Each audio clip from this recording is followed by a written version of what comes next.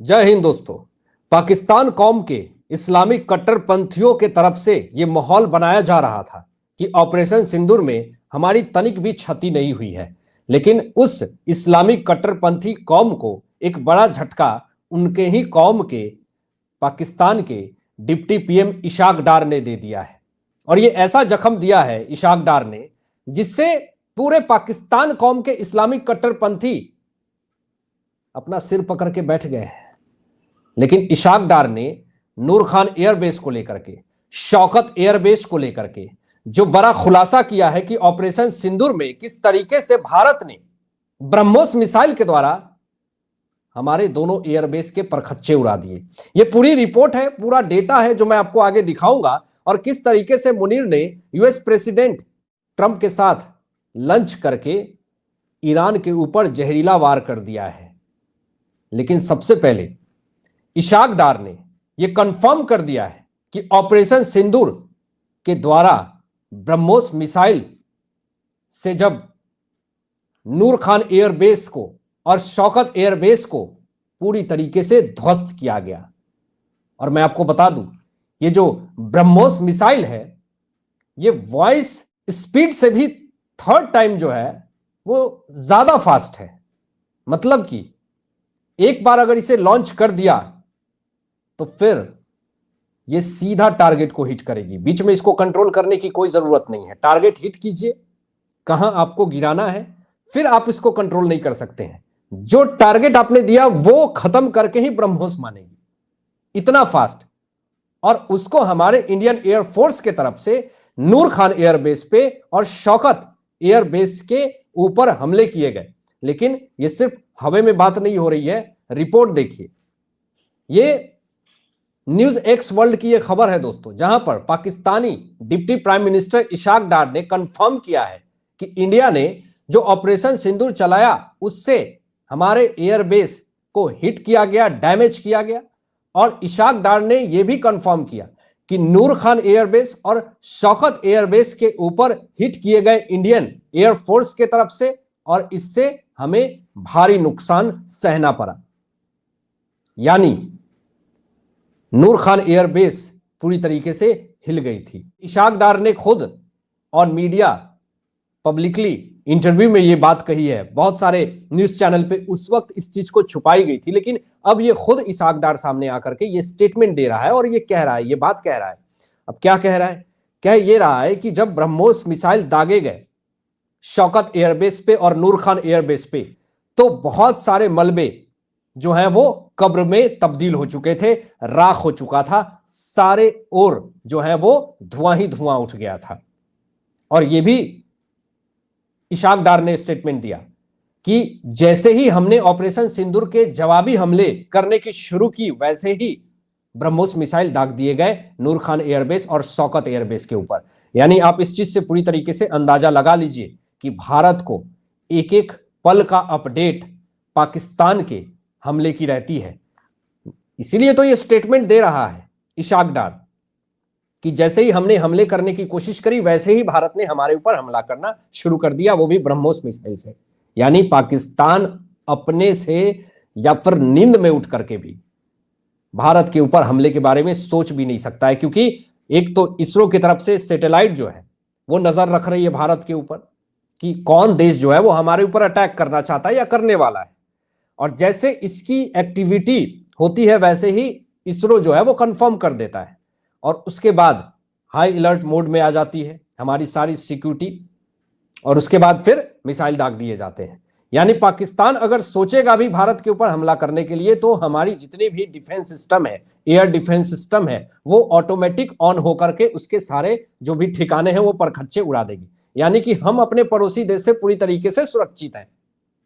अब देखिए, जो वहां पर खबर जो आई है, सैटेलाइट इमेज से रिवील किया गया, जो कि डिस्ट्रक्शन हुआ है कम से कम नूर खान एयरबेस पे 7,000 स्क्वायर फीट ऑपरेशन कॉम्प्लेक्स और कमांड व्हीकल और भी तमाम ऐसी चीजें को नुकसान पहुंचाया गया है, जो अब धीरे धीरे खुलासा हो रहा है।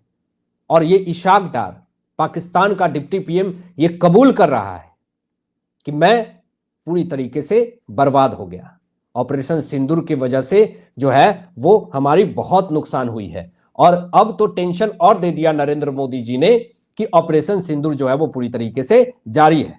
लेकिन आप देखें कि इंडिया ने जो हमला किया नूर खान एयरबेस पे, तो उससे जो झटका मिला, उससे जो हानि हुई, पूरी तरीके से न्यूक्लियर साइट्स भी हिल गए दोस्तों। और ये पाकिस्तान की खुफिया एजेंसी की तरफ से डैमेज का ये कंफर्मेशन आया, यानी नूर खान एयरबेस पूरी तरीके से हिला, पूरी तरीके से ध्वस्त के कगार पे चला गया। सैटेलाइट से यह पता चला है कि न्यूक्लियर साइट पे 20% ध्वस्त हो गए। यानी भारत के ऑपरेशन सिंदूर के तहत जो ब्रह्मोस मिसाइल दागे गए नूर खान एयरबेस पे और शौकत एयरबेस पे, 20% हिस्सा पूरी तरीके से ध्वस्त हो गया। और यह खुद खुलासा एक इंटरव्यू में इशाक डार ने थोड़ी देर पहले करी। यानी हमें कुछ कंफर्म करने की जरूरत नहीं है, यह कंफर्म खुद पाकिस्तान का डिप्टी पीएम ये कर रहा है, इशाक डार। तो पाकिस्तान कौम के जितने भी इस्लामिक कट्टरपंथी है, आतंकवाद सोच के जो कल को वाहवाही बटोर रहे थे, आज उनकी फजीहत पूरे विश्व में हो गई है। एक फोटो आती है दोस्तों, और ये फोटो बड़ा ताज्जुब होता कि ये पूरी तरीके से एडिटेड फोटो है। जरा देखिए, आपको पता चला होगा कुछ दिन से जाकर के बैठा हुआ है वाशिंगटन डीसी में, अमेरिका में बैठा हुआ था मुल्ला मुनीर, और इसको डिनर करने की बड़ी चुल मची हुई थी कि किसी तरीके से मुझे डिनर करवा दो ट्रंप के साथ। और इसके लिए इसने दलाल भी खोज लिए थे। रिपब्लिकन पार्टी का ये कार्यकर्ता है, कौन है क्या है वो आपको बता रहा हूं मैं। तो यहां पर देखिए पूरा प्लान सेट है। पहली चीज ये कि नरेंद्र मोदी जी ने कहा कि ऑपरेशन सिंदूर जारी है। ये एक टेंशन है कि भारत कभी भी पाकिस्तान के ऊपर हमला कर सकता है, ये सबसे बड़ा टेंशन। और दूसरा टेंशन ये कि ईरान का जो जनरल है उसने एक स्टेटमेंट दे दिया कि अगर इजराइल या अमेरिका ईरान के ऊपर परमाणु अटैक करता है तो पाकिस्तान मेरे फेवर में आएगा और पाकिस्तान परमाणु अटैक करेगा इजराइल के ऊपर। यह एक टेंशन का विषय है। ईरान को ऐसा लगता है कि पाकिस्तान मेरी मदद करेगा।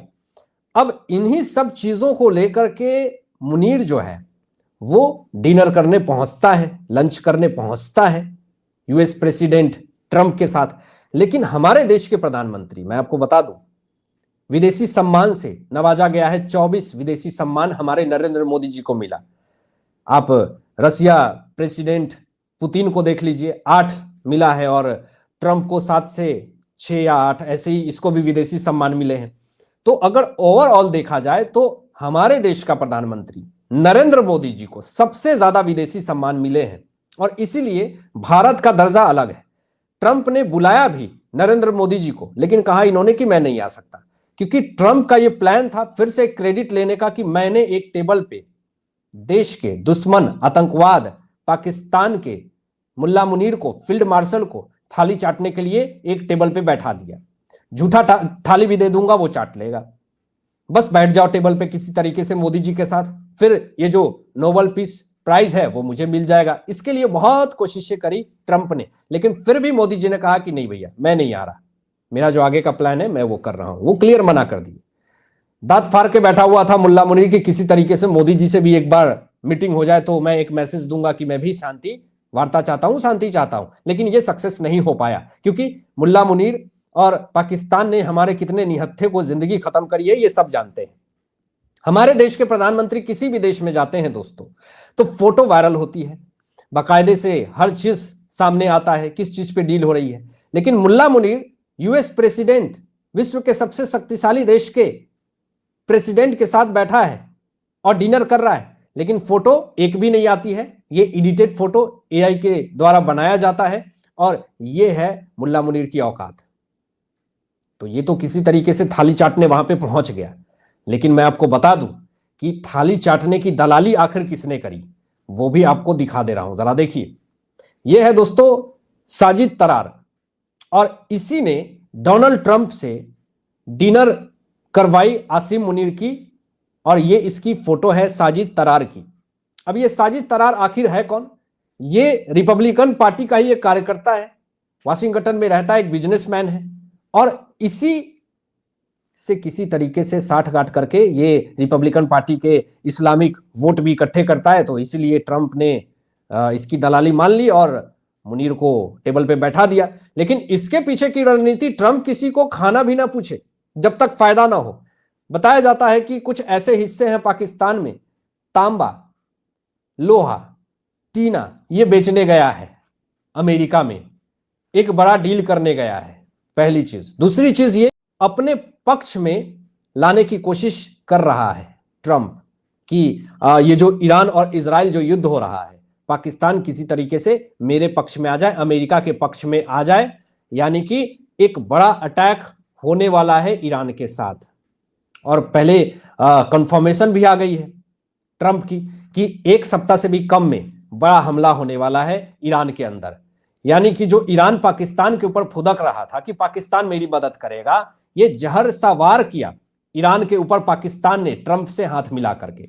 यानी कि पूरी तरीके से मुल्ला मुनीर ट्रंप के साथ आ गया है, क्योंकि नूर खान एयरबेस को हैंडल अमेरिका कर रही है। पूरा कब्जा नूर खान एयरबेस को अमेरिका हैंडल करती है सब कुछ, ताकि क्योंकि टेक्नोलॉजी में अमेरिका आ गया और इसके पास टेक्नोलॉजी है नहीं।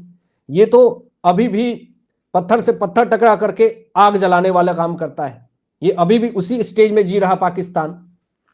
इसकी मानसिकता यह है कि किसी तरीके से जाहिलपंथी अपनाओ, आतंकवादिता अपनाओ, टेक्नोलॉजी पे ध्यान मत दो, दूसरों को दर्द पहुंचाओ, तकलीफ पहुंचाओ, आतंकवादिता फैलाओ, ये इनकी मानसिकता है। मुनीर का ये माइंडसेट था कि किसी तरीके से अगर ट्रंप मुझे अपना थाली चाटने के लिए बैठा लेते हैं तो पूरे देश में एक वाहवाही हो जाएगी कि ट्रंप ने मुझे डिनर पे बुलाया। लेकिन असलियत क्या है, किसी भी मीडिया चैनल पे मुल्ला मुनीर की एक भी फोटो आपने देखी ट्रंप के साथ डिनर करते हुए? पाकिस्तान के भी कुछ न्यूज चैनल हैं, जो बड़े न्यूज चैनल हैं, उस पे भी जाकर के हमने सर्च करी, एक भी फोटो नहीं है। नरेंद्र मोदी जी किसी से मुलाकात करते हो, बाकायदे से फोटो आती है। ट्रंप आता है भारत में, उसकी फोटो पूरे विश्व में जाती है। लेकिन पाकिस्तान के पास देने के लिए कुछ नहीं है सिवाय आतंकवाद की। भारत के पास बहुत कुछ है। अपने लेवल से ही लोगों को तालमेल बैठा करके चलना चाहिए। पाकिस्तान का कोई लेवल ही नहीं है अमेरिका के सामने। भारत का अपना एक लेवल है भाई। हम तो 4 ट्रिलियन डॉलर की इकोनॉमी हम रखते हैं। अभी जो एक तेल का बहुत बड़ा खदान मिला है, 20 ट्रिलियन डॉलर की हमारी इकोनॉमी हो जाएगी। तो हमारी इकोनॉमी तो बहुत तेजी से बूम हो रही है। तुम अपना सोचो, तुम्हारा क्या होने वाला है। अमेरिका ने साफ तौर पे स्टेटमेंट दिया कि ईरान परमाणु बम बनाने के करीब है, सिर्फ खामेनेई के आदेश का इंतजार है। यानी खामेनेई का विकेट गिरने वाला है और ईरान में बहुत बड़ी तबाही आएगी, क्योंकि मुल्ला मुनीर ने भी हाथ मिला लिया है अमेरिका के साथ। नबीह बेरी ने स्टेटमेंट दिया कि मुझे 200% यकीन है कि लेबनान इजराइल के खिलाफ जंग में ईरान के साथ शामिल नहीं होगा। हमें इसमें दिलचस्पी नहीं है, इसकी भारी कीमत चुकानी पड़ेगी। यानी लेबनान को फंडिंग करने, हिजबुल्लाह को फंडिंग करने का काम ईरान करता था। गाजा में हमास को फंडिंग करने का काम ईरान करता था। आज लेबनान भी अपने हाथ खड़े कर चुका है कि भैया मैं सपोर्ट नहीं करता हूं ईरान को, मुझे बख्श दो। यानी ये बात पूरी तरीके से जगजाहिर है, ये बात पूरी तरीके से क्लियर है कि अब ईरान का विकेट गिरने वाला है। हालांकि आपकी क्या सोच है, आपके क्या विचार हैं, जरूर कमेंट करके बताइएगा। और मिलते हैं एक लेटेस्ट ब्रेकिंग न्यूज के साथ। तब तक अपना ध्यान रखें, ख्याल रखें। सत्यमेव जयते। जय हिंद।